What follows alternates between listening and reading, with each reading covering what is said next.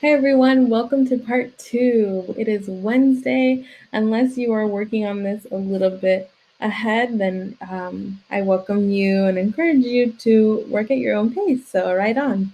All right, so we're going to go ahead and jump into the activity for today. I do just want to note we are going to be comparing and contrasting our two main characters today.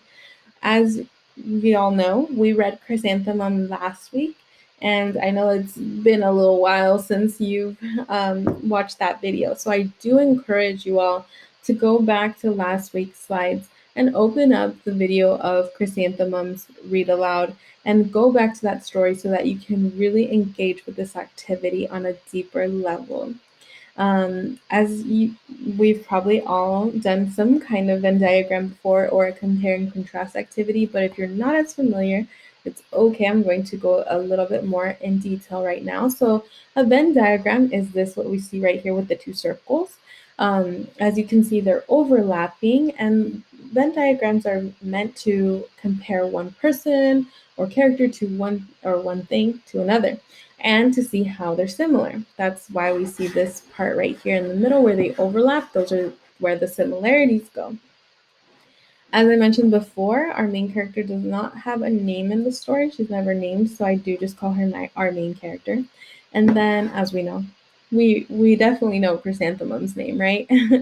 So these last thing, these questions down here are meant to help guide our thinking. So if at any point you're feeling like you're getting stuck, I want you to go back to those questions and think about those questions so that you can, just get things rolling and really start to think through some other facts about our main characters that you can bring in to your Venn diagram. So I'm going to go ahead and escape present mode so that I can start working with our Venn diagram. So as you can see, all you have to do is click on the text box and you can start typing here. If you're feeling a little bit stuck thinking about similarities, it's okay. Sometimes what I'll do is just go ahead and start typing all that I know about one character, and then I'll move on to the next one and type everything I know about that character.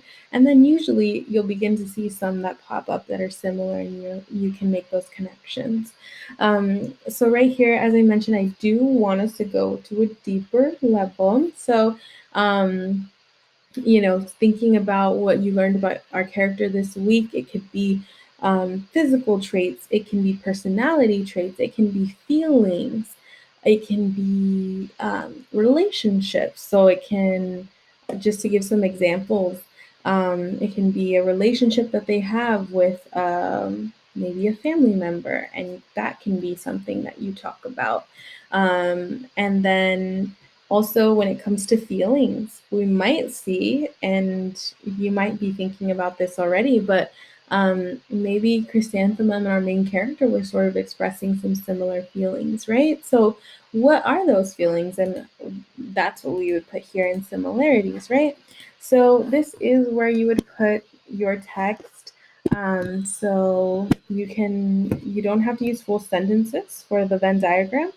So you can just say, she has a mom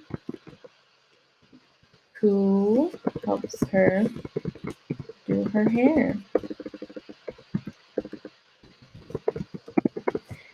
And one for Chrysanthemum, she goes to school. And as we'll see, I think as we saw in the text earlier, our main character also goes to school, right? So maybe that would go here in similarities. They both go to school. So that's just an example of how we can, sort of use this, begin working on this document.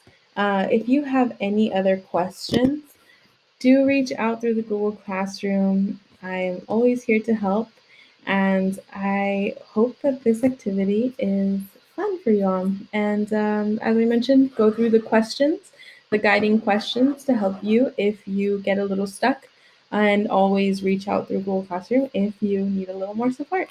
All right, everyone, have a great morning or afternoon or evening, whatever time of day it is, and I will talk to you all soon. Bye-bye.